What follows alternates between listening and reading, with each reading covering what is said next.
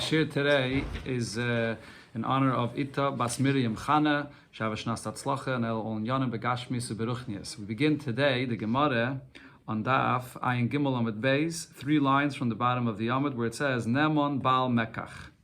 So we spoke over here about this Asufi and the Shtuki, which is a person that we don't know who the father is or who the mother is. And the Gemara here said that a chaya, which is a midwife, is believed to say regarding a child his identity, or regarding who's a b'chayr, who's the firstborn, who's not.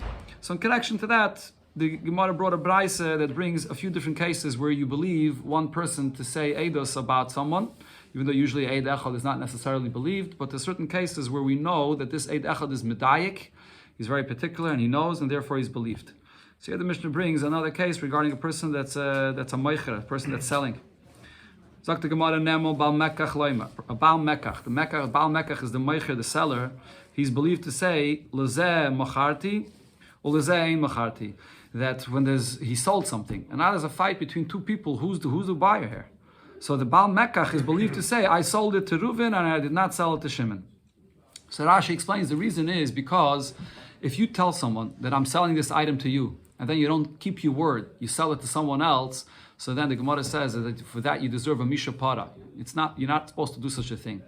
That even though technically you could say, I didn't sell it to you yet, I changed my mind, but once you give your word, you're not supposed to change. So therefore, a person knows, he's particular to be medayik who he plans on selling something to, and therefore if the meicher comes and says, I sold it to Reuven and not to Shimon, we believe him. Says the Mishnah, or the Braise here, when is this true? When the seller still has the object in his hands. But if he doesn't have it in his hands anymore, then he's not going to be believed, because once it's out of his hands, now it's not his responsibility to remember this anymore. He's supposed to remember when he has it in his hands, he's the one that gave a person his word, so he has to sell and give the item to that person. But once it's out of his hands, so then he's not medayik anymore. We can't trust him anymore. Says the Gemara, what's b'chlal the whole thing over here? We have a suffix, who's the buyer? Let's see who gave him money. So if he sees who's the one that paid him for this, so even if the item is out of his hands already, but he knows who gave him the money, so that itself, he could remember who paid him. So why are we saying that there's a limitation, dafka when it's in his hands, not when it's out of his hands? And says the Gemara, what happened over here is both of these people went ahead and paid him for this. And what he says is, one of them paid me and I agreed first to sell to him, and the other one went and gave me money against my will after I already agreed to sell it to the other person. It's not known which one gave the money to him with his consent and which one gave it against his will. So over here we say, as long as the object is still in your hands and you have the responsibility to give it to the one that you gave your word to, so since you have that responsibility, at that point you're medayik, and therefore you're believed. But once the object is out of your hands, and what we're talking about over here is that the Shnai Meichsen. This is like similar to the Mishnah of Shnai Meichsen Betalis. They're both holding on to this object, and each one is screaming, it's mine. After it's out of your hands, so now you moved on to the next customer. The next customer, you're not in that frame of mind anymore. You're not medayik who it is, and therefore you can't anymore say who you sold it to. Another case where we say eid echad is believed, nemon dayan laimar. A judge in a court case is believed to say lezeh zachisi or lezeh chiyafti. This is the person that was victorious in the Din Torah, and this person lost the Din Torah. When is this judge believed to say this? When these balidinim are still standing in front of him, because that's still the time period where it's the responsibility of this dayan to give out the psak din. So if they're still standing there, so he remembers who he was mechayev and who he was mezakeh. But if these balidinim are not here anymore, so then that's already not in his mind anymore. He moved on to something else. So now he just is like a regular eid echad, and ein neman. He's not going to be believed to say who's chayev and who's zakai and who's chayev. Fragt the Gemara, the nechsi zuze, but the chusa that is man noket. Why don't we see when Bezdin gives out a psak, so they write a psak. There's a document which is written in the psak who's chayiv and who's potter. So why can't we just look at that document to see who has the zechus, who has the document that says that he was victorious? Says the Gemara, letzriche the kriyas chusayev. That the case here is that the document they got of the Psak Din was torn up, so we can't rely on that. So we have to rely on the Dayan telling us who was Zeiche in the Din Torah. Fragt the Gemara, but now that we have a suffix who was Zeiche in the Din Torah, let's go do the whole Din Torah again. The Psak Din was based on the halachas of what brought to the Psak. So if you'll do over the whole Din Torah again, you'll come to the same conclusion. Why is it necessary to rely on this judge? Answers the Gemara, B'shuda de Daini. We're talking about a Psak Din, which is not based on a clear halacha, but rather it's based on Shuda de Daini. Shuda de Daini, according to Rashi, means we have a situation where the judge has to use his intuition. It's not a real concrete idea that it's based on. The example Rashi brings is, let's say a person, before he passes away, says, I want you to give my money to this individual named Tovia. And now two individuals that are named Tovia come into the Bezdin and say, he meant me. So which Tovia is it? And they're both good friends of his, or they could even be both relatives of his. There's no way to have any indication that one is closer to him than the other. So what are you going to do? So Rashi says, in such a case, we say, Shuda the Daini, the Dayan has to use his intuition that will tell him that Mistame, he meant him, Mistame, he meant him. Certain intuition that he feels that for whatever reason he was closer to this Tovia, so that guy gets it. Now, if you're using intuition for Psak Din, so then if you're going to redo the Din Torah, it's possible that it should change. So you can't redo this Din Torah and come necessarily to the same conclusion. Taisvis here actually goes a step further. Taisvis brings from Rabbeinu Tam that says that it's not even based necessarily on an intuition. Taisvis says if it would be based on a certain svara of an intuition, even though it's not a concrete halacha, but you still could rely on the Psak Din the second time being the same as the first time. Taisvis says Shuda the Daini means that there's a concept of hefker, bezin, hefker in a situation where bezin can't give any psak, there's no way to know. So in such a case, bezin, and they both have a fair right to get it. They're both named Tavia, so they both have the same right to get it. Hefker, bezin, hefker, and the dayan chooses who he wants to give it to, without any svara, without any intuition. So says Taisvis, in such a case, obviously, the second time around, it's not, you can choose the opposite. It's not connected at all. There's no way to know. So therefore, you can't redo this in Torah again. Amar Rav Nachman says, Shloisha nemanim ala b'chayr. There are three individuals that are believed to say regarding a person, a baby that's born, that he's a b'chayr. Elu hein Chaya, the midwife, Aviv, the father, v'imay, and the mother.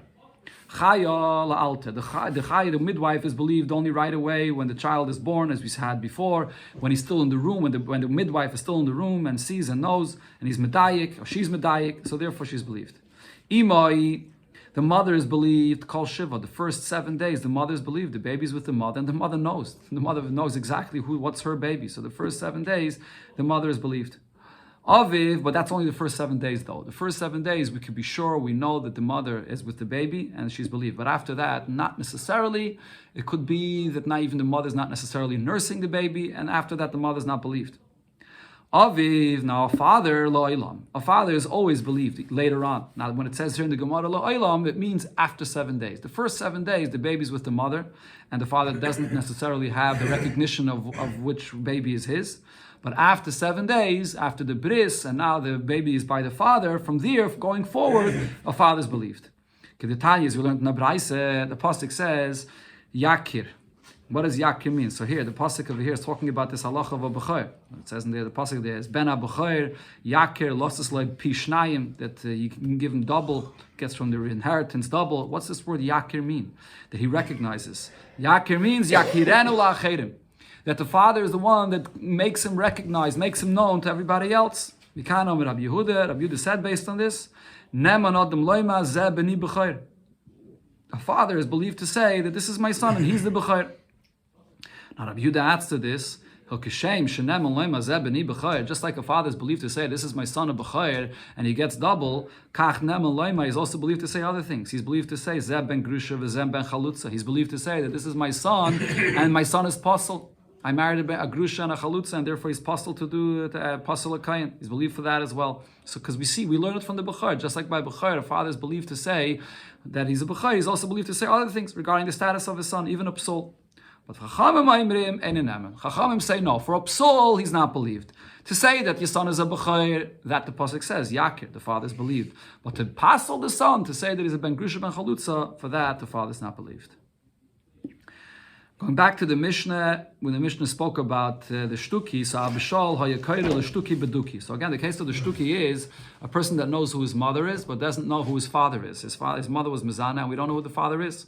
Says Abishal, in such a case, we refer to this shtuki as beduki. Beduki literally means we inspect this matter. What does this mean? My beduki. What does beduki mean? If you're going to say it means shabayt genasimai, we inspect the matter with the mother. In other words, we interrogate the mother. And if the mother comes and says lekosher nivalti, that the man I had a relation with is a man that's kosher, then a menace. We actually believe the mother. So basically, Abishal is arguing with the Tanakama in our Mishnah. Tanakama in our Mishnah says a shtuki is an individual that has a suffix psul, because the father might be someone that's puzzled to this woman and the child's a mamzer. Or the Gemara before said, at least midrabanan. If you remember, the Gemara before said, midrabanan, maila asa b'yuchsan. Even if minatei, you don't have to be machmir, but midrabanan wa machmir. But Abishal says, no, we can ask the mother, and whatever she'll say, we're going to trust her. We had before in the Gemara that we have a roiv, and even if you don't have roiv, it's only a suffix. Okay, we'll see soon the details here in the Gemara. So basically, Abishal is arguing. Says the Gemara, Keman, according to who does this opinion of Abishal go? Kerabba Gamliel. This is actually a Mishnah in Ksubis where Rabbi Gamliel said this. And the Gemara is going to quote right now. So the Gemara asks, Tanina Chadizimne, if Abishal is saying the same as Rabbi Gamliel, so this Mishnah, this halacha that is, was taught already once. Why is it teaching it here again? The Tanan, the Mishnah says in Ksubis as follows. Haisamu Beres, we see a woman pregnant. And we don't know that who she's married to. We see she's a single woman and we see she's pregnant. Va'amrullah, we tell her, Mativa shalu bazeh, who are you pregnant from? Amra lahem, she tells them, Ish plaini v'kainu. I'm pregnant from this individual, and he's a kain. Rashi here says kain is lavdafke. Kain is just a way of saying that that this person is a meyuchas. The child is not a mamzer, and I didn't have a relation with anyone that's puzzled to me. Rabbi Gamliel, Rabbi Eliezer Oimrim nemenes, that she's believed, we trust her. Rabbi Yeshua says, Loi mipia anuchayin. We don't live by the word of her mouth, and we do not trust her. So we see right over here, the same machlok is there regarding this woman, is over here as well, between the Tanakama and Abishal. When you have a shtuki, you don't know who the father is, do we say the shtuki has a chash psul, and he's possible to marry into Klal Yisrael, or do we say no, that we ask the mother, beduki, we ask the mother and we believe. So why is the Mishnah repeating the same machlokes again? Rav Yehuda said in the name of Shmuel, halacha k'Rabbi Gamliel, we paskin there like Rabbi Gamliel. So why are we bringing here again this machlokes? Answers the Gemara, it's not the same thing. What's the difference? Chada lahachshir ba, v'chada lahachshir bebita. The main point that Rabbi Gamliel was saying there in Ksubis was to say that we're going to be machshir the woman herself. A woman that has a relation with someone that's puzzled to her becomes now puzzled to eat from truma. That's the halacha of a woman that otherwise she's a kehana, she can eat truma, but if she had a relation with someone that's puzzled, she can't eat truma. So over there, what Rabbi Gamliel is saying is, we're trusting her that she can still eat truma. That's regarding herself. And over here, over here we want to, Abishal is adding that the child is going to be kosher. That's a different thing. So there's a very big difference, and the reason is because the mother herself, she has a chazakah. The reason she's believed is up until this point, she was kosher to eat truma, and now that when she comes and says that I had a relation with someone that's kosher, her words could be believed based on her chazakah. When it comes to the child, you don't have that same chazakah that there is for the mother. The child was born right from the beginning in a matzav of a suffix.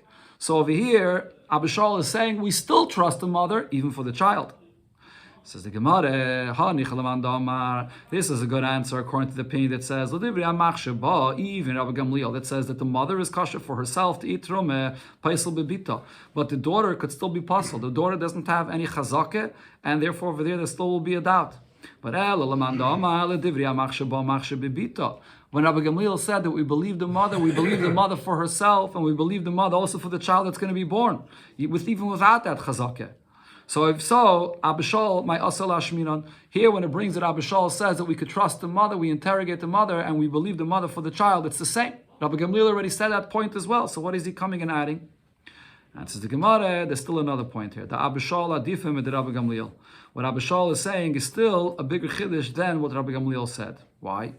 The Ime Hasam, if it would be only what Rabbi Gamliel said, that we believe the mother, Hava Mina, I would think to say, Hasam, the Roiv Kshedim Etzla. There, what that case is speaking about is a situation where Roiv people that could have had a relation with this woman are people that are kosher. She's a single woman that is, and the people that are ervit to her are the minority, just her relatives. Everyone else is kosher.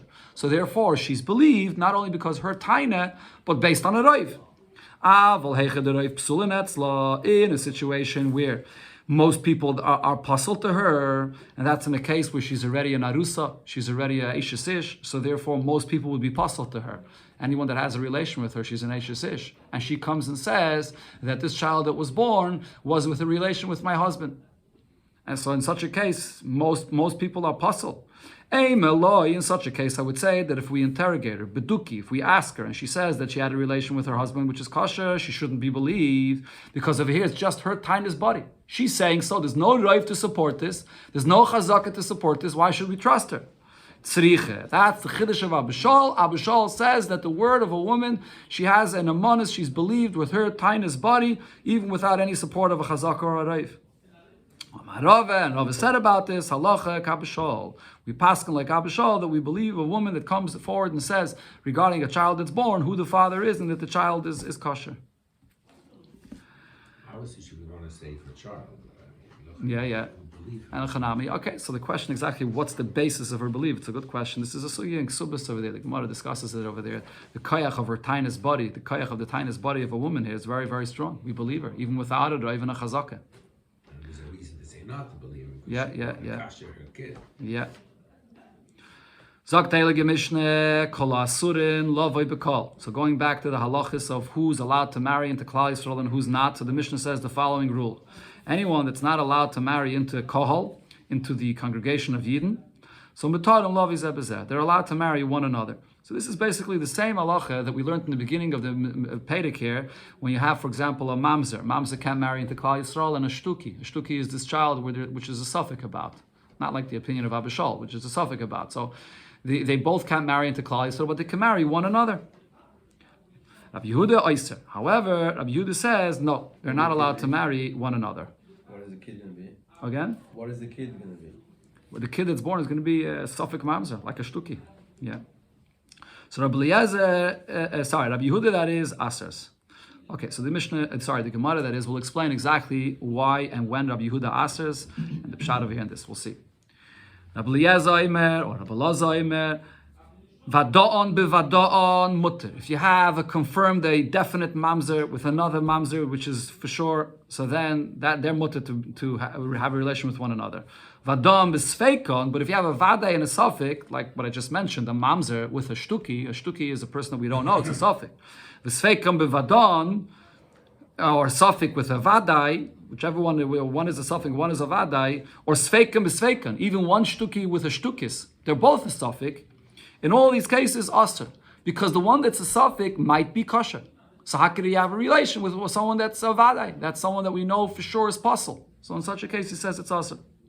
Okay, so basically what we see here, Rabbi Elazar does not hold. We had before in the Gemara, Drasha, the Gemara says that the isser of a mamzer is only a mamzer vadai, and not mamzer suffix. And kohol is only kohol vadai, not kohol suffix. Over here, Rabbi Elazar is saying that no, when it comes to a suffix, a person that is a suffix cannot have a relation with someone that's a mamzer vadai.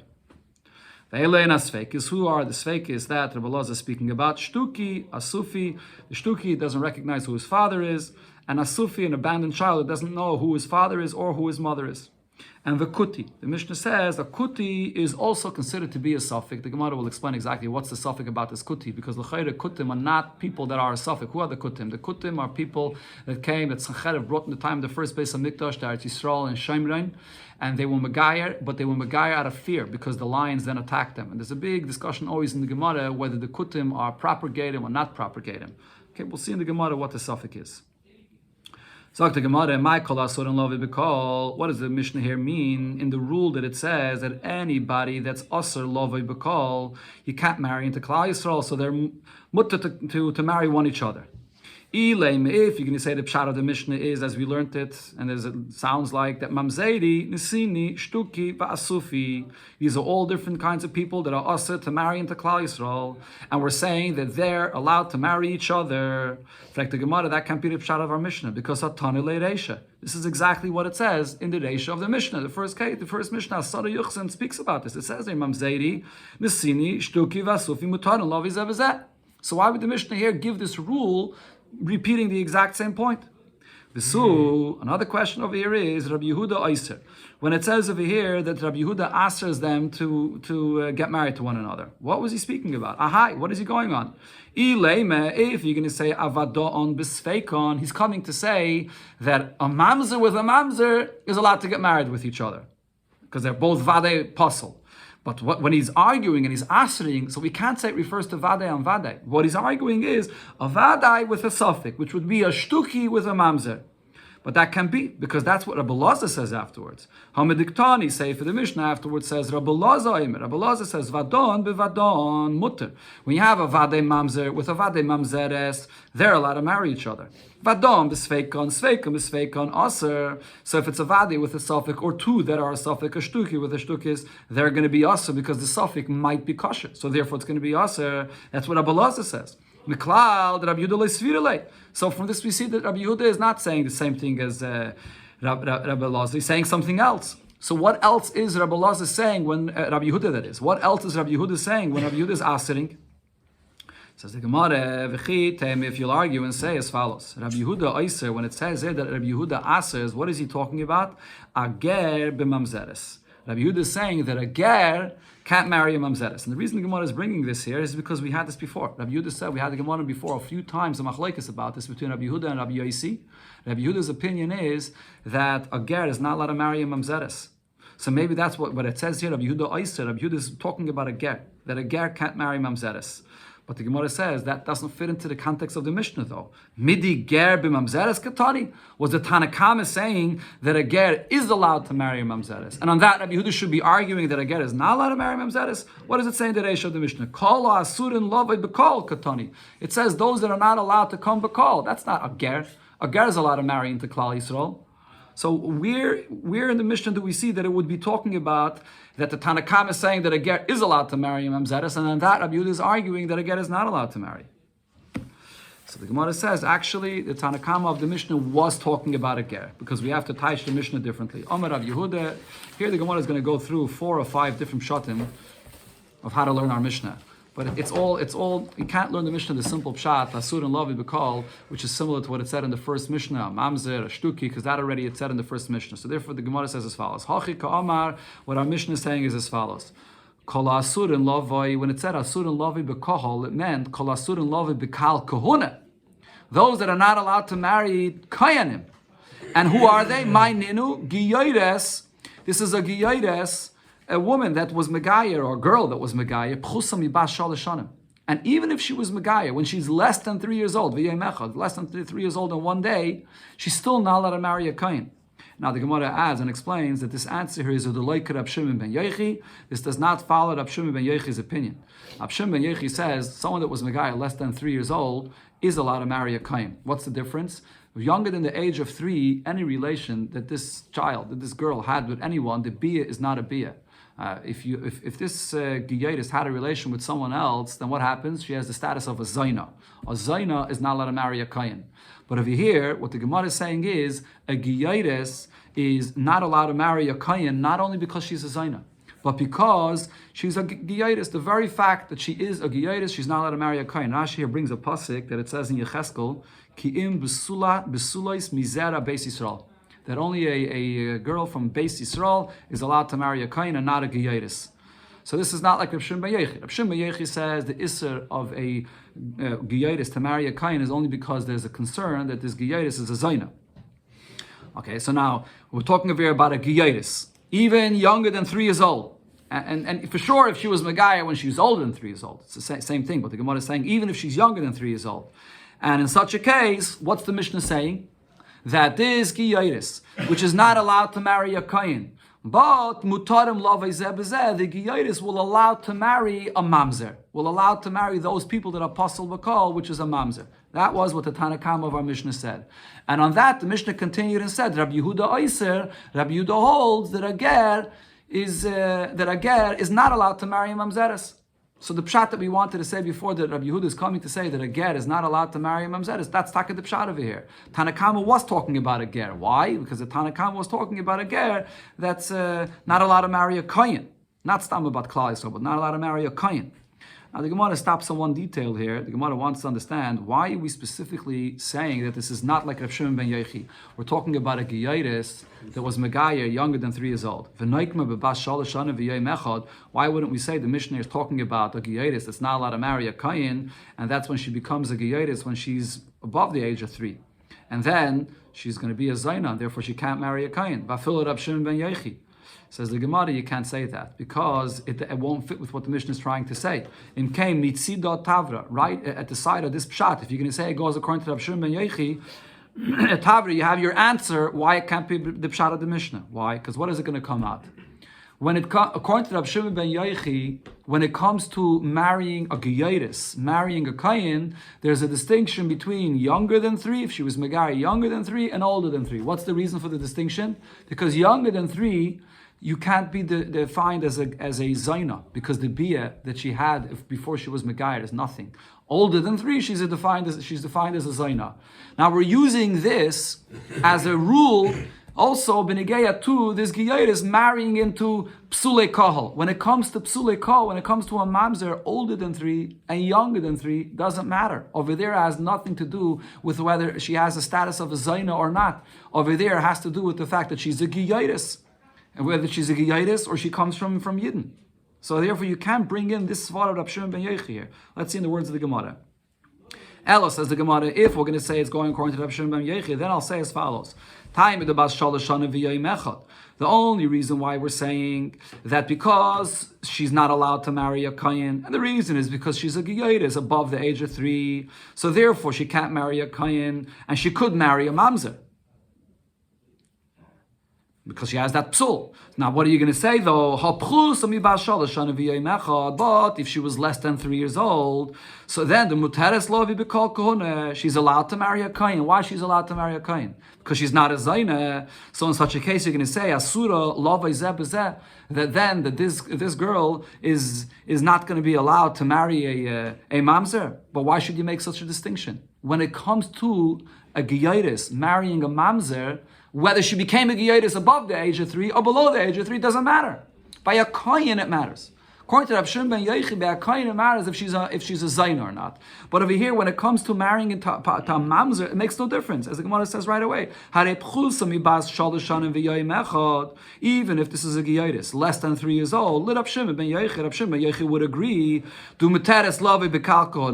she will be allowed to marry a Kayin, and the reason is because she's not a Zaina, because she became a Giyaris younger than 3, but also Mutaris Lavi Zebezeh, she should be allowed to marry a Mamzer, because she's a Giyaris, and a Giyaris is allowed to marry a Mamzer.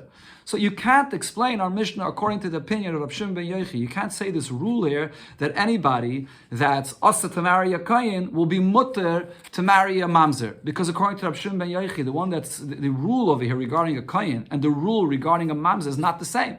By the Kayin it depends if she's defined as a Zaina, and by a Mamzer it just depends if she's a Giyaris, nothing to do with the age. So therefore, the Gemara explains, when we gave this answer, we said it's not going like Rav Shimon ben Yochi. It has nothing to do with the age.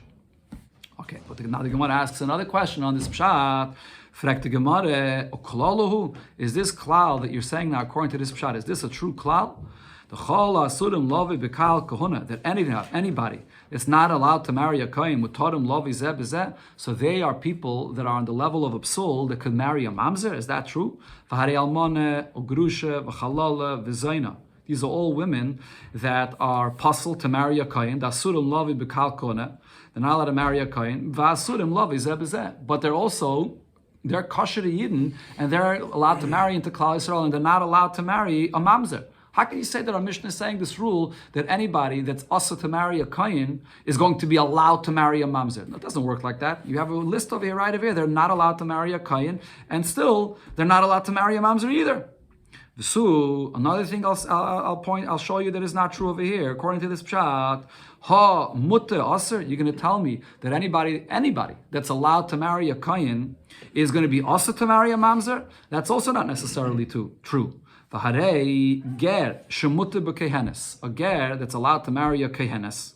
Right, as we had before, the isser of a kayin only applies to the zachar, but not a kehenes. A kehenes is allowed to marry a ger, but umutter b'mamzeres. And is also mutter to marry a mamzeres. So here we have a ger that's both mutter to marry a kayin and is also mutter to marry a mamzeres. So this whole pshari, this whole rule that we're trying to say that the one that's asa to marry a kayin, that's the one that's mutter to marry a mamzer, it doesn't work, this rule. So therefore Rav Nosson bar Hoshiyah says, Hachi Kamar. So therefore we have to change the pshat. He's going to say a similar pshat, but we have to say the pshat of the Mishnah is a little bit different. The rule over here of our Mishnah that it's coming to say is as follows: Kol shekayin aser lisa as bitoy. Any girl that the kayin is not allowed to marry, the kayin is not allowed to marry the daughter of this person. My niu, who is this Mishnah talking about? Ger shenasa geyeris. If you have a ger that marries a geyeris, both parents were megayer. The child that's born. What happens with the child that's born? Does the child have the same status of the parents that he's not allowed to marry a kayin? So the Gemara says, according to Rabbi Eliezer ben Yaakov, we'll see later over here in this Pedic, Rabbi Eliezer ben Yaakov says if both parents were megayer, the child that's born is just like the parents are gated and they're not allowed to marry to kayinim. The child that's born is also not allowed to marry a kayin. Mutarim lovay zebazeh. So now this child of Gadim, so the child is not a get. The parents are Gadim, but the child is also not allowed to marry a kayin. This child, though, is allowed to marry a child of a mamzer. Mutarim lovay zebazeh. That's the rule that the Mishnah is saying over here. All right, so again, it comes back to the same point that a child of a ger is allowed to marry a mamzer, and on that Rabbi Yehuda in the Mishnah is arguing. The Mishnah said Rabbi Yehuda Oiser. Rabbi Yehuda says no. A child of a ger is not allowed to marry a mamzer. But the Gemara asks on this rule as well, Uklalahu, is this a true klal? That the child of someone that's not allowed to marry a kayin is going to be usher to marry is usher to marry a kayin, but is mutter to marry a mamzer? Is that a true klal?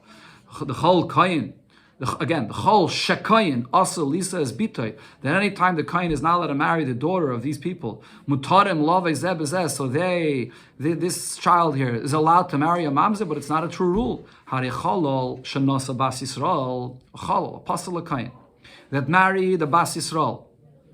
The kayin also lisa bitoy. Now the daughter that's born from this marriage, this daughter is also to marry a kayin. Because the father is a chalal, the daughter born is also going to be asa to marry a kain. And this child, which is asa to marry a kain, is going to be asa to marry a mamzer. It's a child of a chalal, but he's part of Klal Yisrael. He doesn't come from Gadim. He just comes from a chalal. So, and in such a case, he's asa to marry a mamzer. So how could you say a rule that whoever is asa to marry a kain, the daughter of someone that's asa to marry a kain, is going to be mutter to marry mamzerim?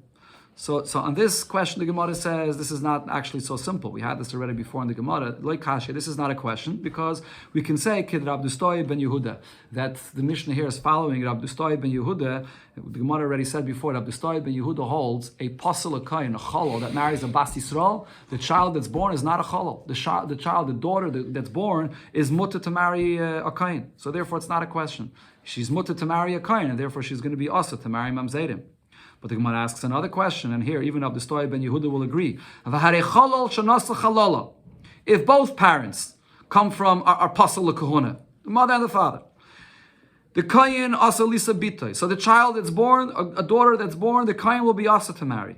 And v'asa nami lavi zebezeh. But this child that's born is pasal to kayinim, but is not like a ger. Is not going to be mutter to marry into mamzerim. He's asa lavi zebezeh. He's asa to go and marry a mamzer. So how could you say that the Mishnah is saying a rule that whoever is asa to marry kayinim is going to be mutter to marry a mamzer? Right over here we see a daughter of a chala and a halala is asa to a kayin and is also asa to a mamzer. And v'su, additionally we could ask, Hamutter aser, you're saying that anybody that's allowed to marry a kain is automatically going to be aser to marry a mamzer. V'harei ger shenosa bas Yisrael. What's with a ger that marries a bas Yisrael? The Kayin Mutta Lisa Bita. Here the halacha actually is that a Kayin is allowed to marry his daughter. But this child is a child of a ger, and he has the status of a ger, and he's allowed to marry a mamzer. So here we have here the Mishnah shows you, the Gemara that is, shows you that you have a situation where this person is allowed to marry a Kayin and is also allowed to marry a mamzer. So how could you say that there's such a kind of a rule?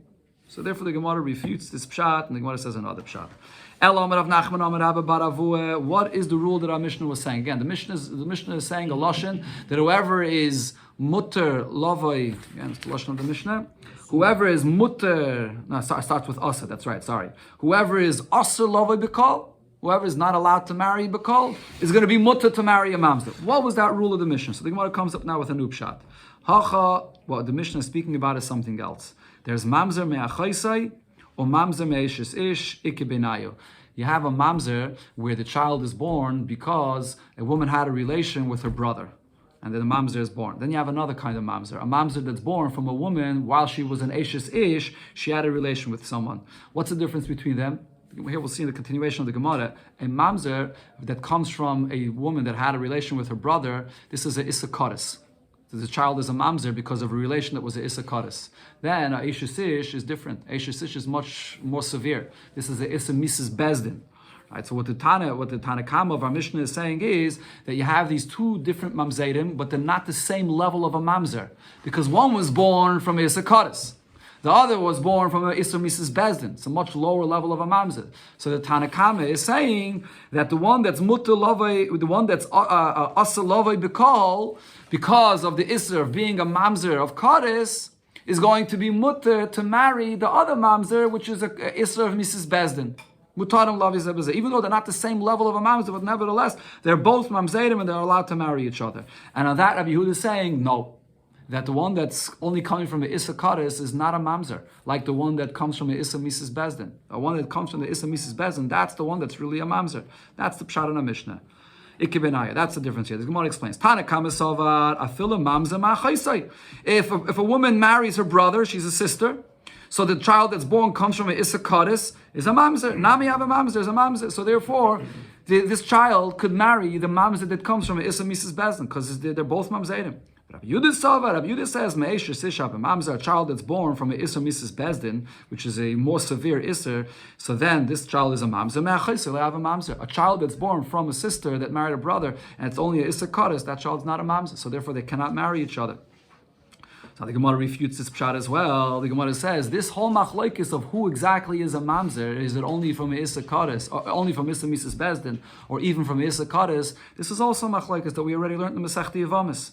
My Kamash Malon, what's the Chiddush here? Tanina, we learned this machlokes. The Mishnah there brings three opinions. Ezeo mamzer, which child that's born from which relationship is a mamzer?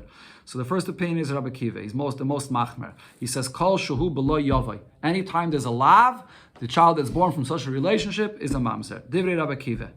Shemina Timani says, Kol shechayavin olav kares b'dei shemayim. That anytime there's a kares b'dei shemayim, so it is a kares, that's the child that's born from this is a mamzer. And the Gemara adds, V'halacha k'divrei Rabbi Shua. We pass like Rabbi Shua. V'halacha k'dvarav, that is, sorry. V'halacha k'dvarav, which is Shemina Timani. Rabbi Yeshua says, Kol shechayav all of Mrs. Bezdin. The only time that the child will be a mamzer is if the Isser is so harsh that there's the Isser of Mrs. Bezdin, which is Eshes Ish. Okay, so therefore you're telling me that over here the machlokes of the Tanakama and Rabbi Yehuda is the same like the machlokes between Shimon HaTimani and Rabbi Yeshua. Why would the Mishnah here have to repeat this rule and say this machlokes again? So the Gemara here gives the final pshat in our Mishnah. Elo Marave. Therefore, Rava says the pshat in our Mishnah is different. Ger amayni umay avi ikebenaya. What the Mishnah is saying is the gerim that come from Aman and Mayav. That is here the point of what the Tanakam of the Mishnah was talking about. And this is what the Mishnah was saying. V'hachi kamar kol asurin lovi bekol. The gerim that are not allowed to marry into Klal Yisrael. Usually, gerim are allowed to marry into Klal Yisrael, but a ger that comes from Aman and Mayav are never allowed to marry into Klal Yisrael. They're allowed to marry the other psulim. This kind of a ger is allowed to marry a mamzer. That's what the Tanakama is saying. So on that, the Gemara says, Rabbi Yehuda argues on this. Why would our Mishnah say that Rabbi Yehuda argues with this? Why would Rabbi Yehuda aser? So there's no reason Rabbi Yehuda should disagree. These are gerim that are not part of the kahal of Klal Yisrael. They're puzzle, but they should be allowed to marry mamzerim, which are also not in the kahal of Klal Yisrael. So the Gemara here concludes, Enochanami, Rabbi Yehuda doesn't argue.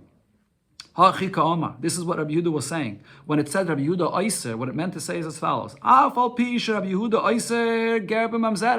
Even though we already had Rabbi Yehuda's opinion, he says that any ger is not allowed to marry mamzeres. Right? This is the machlokes with Rabbi Yossi. Rabbi Yossi holds a ger is allowed to marry mamzeres.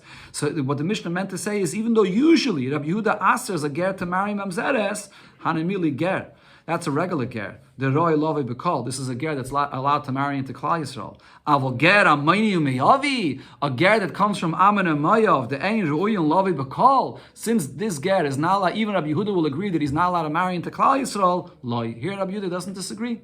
Here Rabbi Yehuda actually agrees to the Tanakama that since this is a ger that's not allowed to marry into Klal Yisrael, so therefore, he's going to be mutter to marry a mamzer. He's a mutter to marry a mamzer, which is also not allowed to go into Klal Yisrael. So the conclusion of the Gemara is that this is talking about a ger of Amen and Moav, and there's no machlokes between the Tanakama and Rabbi Yehuda. Everybody agrees that this ger, which is not allowed to marry into Klal Yisrael, because he's from Amen and Moav, he's allowed to marry a mamzer, which is also possible to marry into Klal Yisrael.